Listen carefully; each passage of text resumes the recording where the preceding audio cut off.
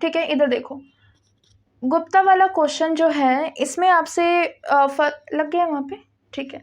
First statement क्या कह रहा है गुप्ता वाला, ये कह रहे हैं कि जो गुप्ता थे उन लोगों ने संस्कृत लैंग्वेज पे इतना इम्पोर्टेंस नहीं दिया, बल्कि उन लोगों ने प्राकृतिक लैंग्वेज को मतलब उसको पैट्रोनाइज किया।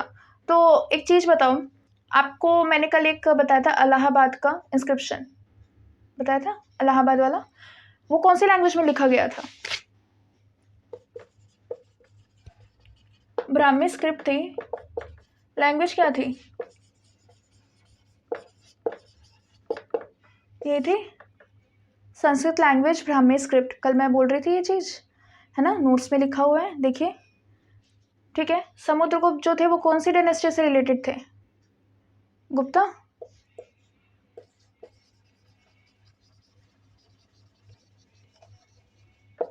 ये क्या आ रहा है पीछे? ठीक है, ये भी पकड़ लेते ना तो भी आपका ठीक था, ठीक है। और पहली बात तो ये कि उस टाइम पे जब ये एम्पायर चला ना तो संस्कृत का काफ़ी ज़्यादा क्रेज़ था, ठीक है। तो इन लोगों ने, कालिदास याद आ रहे हैं? कालिदास ने काफ़ी सारी जो चीज़ें लिखी हैं वो कौन सी लैंग्वेज में लिखी है? संस्कृत लैंग्वेज में लिखी है, ठीक है। समझ में आ गया ये चीज़? तो इन लोगों ने कौन सी लैंग्वेज को पैट्रोनाइज किया है? संस्कृत लैंग्वेज को। कौन सी लैंग्वेज को? संस्कृत लैंग्वेज को, ठीक है। नहीं याद आ रहा था तो समुद्रगुप्त पे जाते, और भी इतनी सारी किताबें, मृच्छकटिका सेक्टर सेक्टर, आप लोगों को जो मृच्छकटिका शूद्रक वाली है वो सारी याद आनी चाहिए थी। जैसे ये क्वेश्चन भले ही डायरेक्ट नोट्स में ना दिया हो, लेकिन आपका दिमाग लगाना वहाँ पे ज़रूरी था। वैसे नोट्स में अवेलेबल होगा ये चीज़, है ना।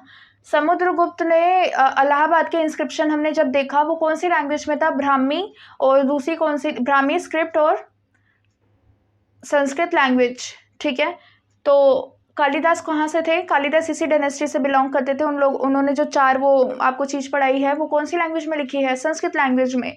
तो इसका आंसर क्या होना चाहिए था? ये ऑप्शन गलत है। क्यों? क्योंकि इन लोगों ने संस्कृत लैंग्वेज को पैट्रोनाइज्ड किया, ना कि प्राकृतिक लैंग्वेज को।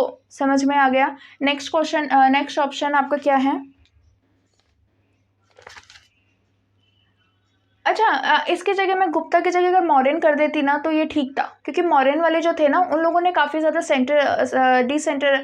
सेंट्रलाइजेशन पे ध्यान दिया, ठीक है। सेंट्रलाइजेशन मतलब पावर को एक करके रखा, उन्होंने पावर बांटी नहीं लोगों में, ठीक है। ये किसकी खूबी थी? ये थी मौर्यन एम्पायर की खूबी।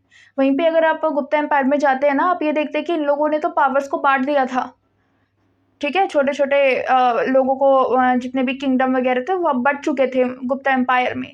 इसी वजह से फेडुअल वाला सिस्टम आ चुका था, ठीक है। डिसइंटीग्रेशन यहीं से स्टार्ट होता है इन लोगों का। तो इन लोगों ने सेंट्रलाइजेशन नहीं किया बल्कि डिसेंट्रलाइजेशन किया गुप्ता वालों ने। यही जो चीज़ थी वो मौर्यन और इनको अलग करती है एडमिनिस्ट्रेशन वाले में। याद आ रहा है कुछ? मैंने कहा था ना क्वेश्चन बनता है इसमें। हमने अभी 2 चीज़ें आपको क्लियर कर दी है। पहली चीज़ ये है कि इन लोगों ने संस्कृत लैंग्वेज को पैट्रोनाइज किया। नहीं याद आ रहा था वहाँ पे तो आप लोगों को समुद्रगुप्त तो याद आना चाहिए था। समुद्रगुप्त की आपके ये ब्राह्मी स्क्रिप्ट संस्कृत लैंग्वेज जो इलाहाबाद वाला जो पिलर है वो जो लिखा गया है वो इसी चीज़ में लिखा गया है। वो भी नहीं याद आ रहा था तो कालिदास जी याद आते। कालिदास याद नहीं आ रहे थे तो आपको मृच्छकटिका शूद्रक वाली वो तो याद आनी चाहिए थी, है कि नहीं है? इतनी सारी चीज़ें हैं, वो सारी की सारी चीज़ें जो है वो संस्कृत पे फोकस कर रही है, एकदम पॉइंट मारे संस्कृत पे, ठीक है। तो ये आपका ऑप्शन गलत है। सेकंड थिंग आपसे है सेंट्रलाइजेशन और डिसेंट्रलाइजेशन। तो सेंट्रलाइजेशन जो चीज़ करी थी वो करी गई थी मौर्यन एम्पायर द्वारा। ये जो थे इन लोगों ने पावर्स को बांटना शुरू कर दिया था, जिसकी वजह से डिसइंटीग्रेशन स्टार्ट हो चुका था। तो ये ऑप्शन रॉन्ग है। तो आपका आंसर है नाइदर वन